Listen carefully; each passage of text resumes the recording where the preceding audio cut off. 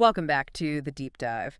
Today, we've got something really interesting on the table. It's a proposal, a blueprint, really, for a huge new media network. They're calling it AITV, the fifth network. Yeah, but that name alone brings the big question, doesn't it? We all remember the FOX launch, sure, decades ago. Massive disruption.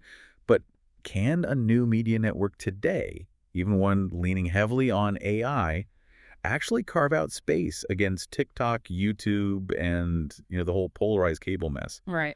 And maybe more to the point for someone listening, can this local market ownership idea they're pushing actually build a profitable asset, something actually worth, say, tens of thousands of dollars to an entrepreneur trying to get it off the ground? That's exactly what we need to figure out. Our mission today is to really get under the hood of this. We're looking at the huge opportunity they say is there fixing local news, but also the, let's be honest, really tough economics that local owners would face. Can it scale? Can it actually make money? It's a battle for attention, fundamentally, not just about putting content out there. Precisely. So let's start where they start, the why. The document frames this whole thing around what it calls the silent crisis in your backyard. They're positioning it not just as a business gap, but almost a civic necessity. And that framing's smart, strategically. It gives them a kind of moral high ground, beyond just profit.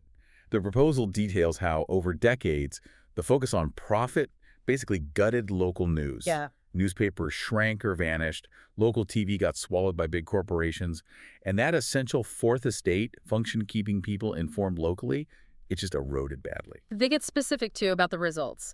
They point out how classifieds, a huge revenue source, just migrated over the Craigslist, and how political agendas started to, well, weaponize news, especially nationally, which drowned out local issues. This led, they argue, to less civic engagement, less local accountability. And the real-world effect. They mentioned something like California's Proposition 50. Yeah. Complex stuff, right? Water management, infrastructure funding. When your local paper is gone, or just a shell, who's explaining that in a balanced way? Exactly. You just get the national political shouting match, but nothing about, your town, your water supply. Yeah, no actionable local insight, just noise. So AITV aims to fill that specific vacuum, and the ambition is sky high. They're not talking about, like, a small blog network. They explicitly compare it to Rupert Murdoch and FOX breaking into the broadcast scene back in the day. Okay, but let's pause on that comparison. FOX challenged, 3 established networks? Using broadcast license as a finite resource? AITV is jumping into the digital ocean. Infinite space, but attention. That's incredibly scarce. It's not apples to apples. That's a very fair point. The digital landscape is way more fragmented. A much tougher fight for eyeballs, arguably. Agreed. And maybe their answer to that fragmentation is their structure. They proposed this dual entity approach, a nonprofit guardian and a for-profit pioneer, trying to balance the mission with the money. Okay, this is where my skepticism really kicks in, because this dual structure, it's the bedrock of their whole plan, but it also sounds like a potential friction point, big time. How so? Well, you've got AITV.news, the national nonprofit. Its job is supposedly restoring the fourth estate, right? Balanced news, ethical standards, that sort of thing. Right, the guardian of the mission. Then you have AITV.biz. That's the for-profit side, made up of all these independent local affiliates who buy a license. They're the ones meant to build the actual business, make the money. Okay. So here's the firewall challenge, as I see it. How does the nonprofit AITV.news, with its focus on high standards and maybe, let's face it, slower processes, actually protect the commercial needs of the local AITV.biz owner who's trying to make payroll? What stops the central nonprofit from becoming just another layer of bureaucracy? Another bottleneck that actually hinders the local entrepreneur instead of helping them, especially when revenue gets tight? Yeah, that's a crucial question. The source material tries to address this by stressing the decentralized part. They keep saying the local affiliate owns their market. AITV.news is presented more like a service provider, giving them content, tools, training, not like a top-down boss. So AITV.news provides the core syndicated content, this TAV, text, audio, video stuff, and the operational playbook, the standards. And the training, the ethical framework. But the local owner builds the local advertiser relationships, builds the local audience. They own that relationship. Okay, so the national nonprofit eats the cost of the fancy AI content system and setting standards.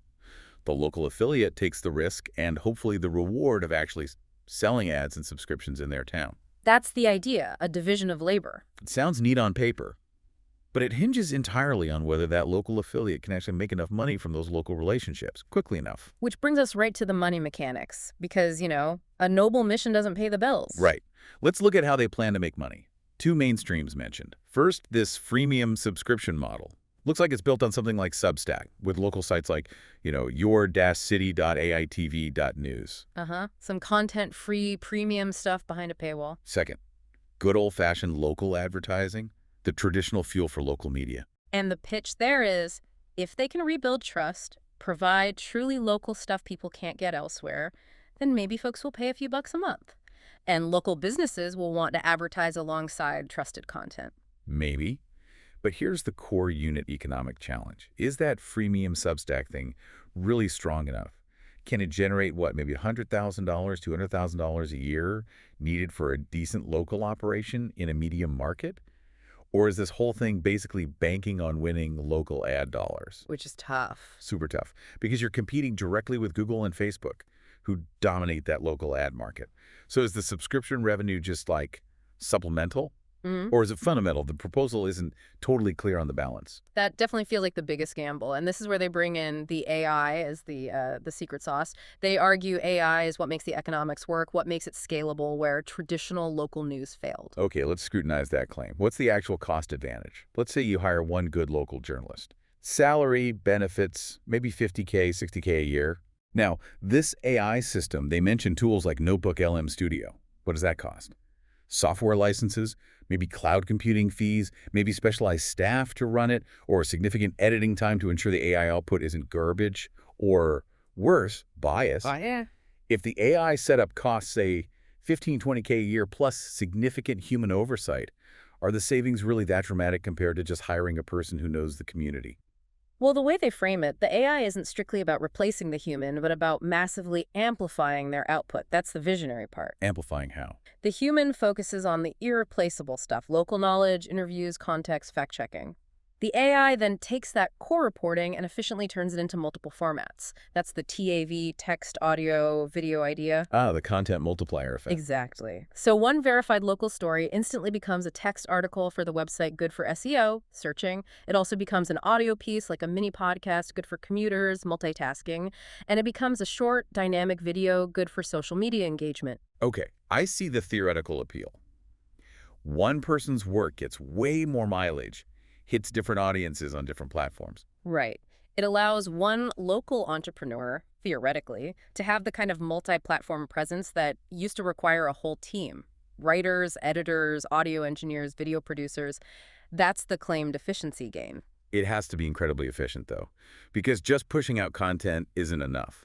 The local affiliate needs real traffic, consistent engagement, to make those local ad sales actually work against the big platforms. They're betting that hyperlocal, trusted content will drive that valuable traffic. A bet on trust translating to dollars.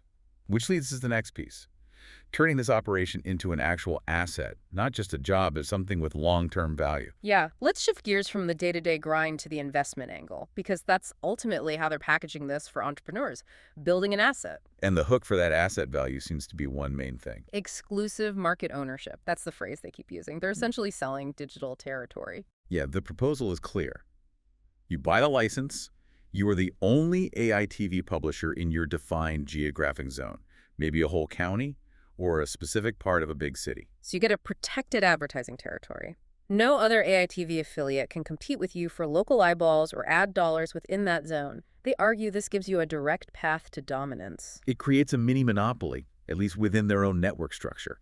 You're not just buying tools and content, you're buying exclusivity. And that exclusivity is what could potentially make it valuable down the line, right? Absolutely. That's the whole game for media asset valuation. Control over a specific market, a specific audience, proprietary data. If this model works and an affiliate builds a trusted brand and a real audience in their exclusive territory, then that license, that business becomes attractive for resale or acquisition. Exactly. Yeah. A larger media company wanting to enter that market might see buying the local AITV affiliate as a shortcut. They acquire the brand trust, the audience, the local ad relationships, all in one go. The exclusivity is what makes it a potentially sellable asset, not just an income stream. So you're not just building a publication, you're building potentially a valuable piece of digital real estate in your community, the fifth network voice for your town.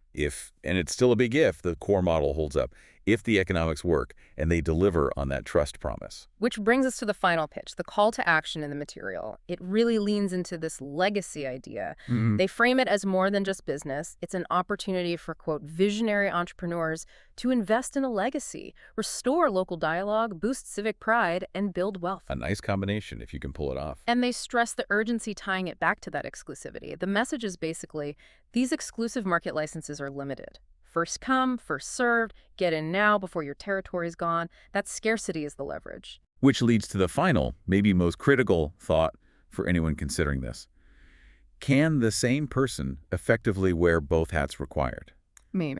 Meaning, can the local entrepreneur truly embody the high ethical standards pushed by the nonprofit AITV.news, the commitment to balanced, fair reporting, the Fourth Estate mission, The civic duty part. while simultaneously executing the aggressive, commercially savvy, scalable tactics needed for the for-profit AITV.biz to actually win, to compete hard against the digital giants for ad revenue and audience share? That's a tough balancing act. The mission guardian and the market warrior rolled into one. Exactly. Can local leaders genuinely sustain both the mission and the necessary market dominance? That ability to operate on those two, sometimes conflicting levels, that feels like the ultimate determinant of whether AITV becomes this fifth network or just, another interesting idea that couldn't quite bridge the gap between ideals and market reality. A high-risk, high-reward proposition built on that dual challenge. And for you, the listener, if this sounds intriguing, their message is clear. That exclusive market window is closing. They urge you to contact them today if you want a shot at securing that license. Limited availability is the final word.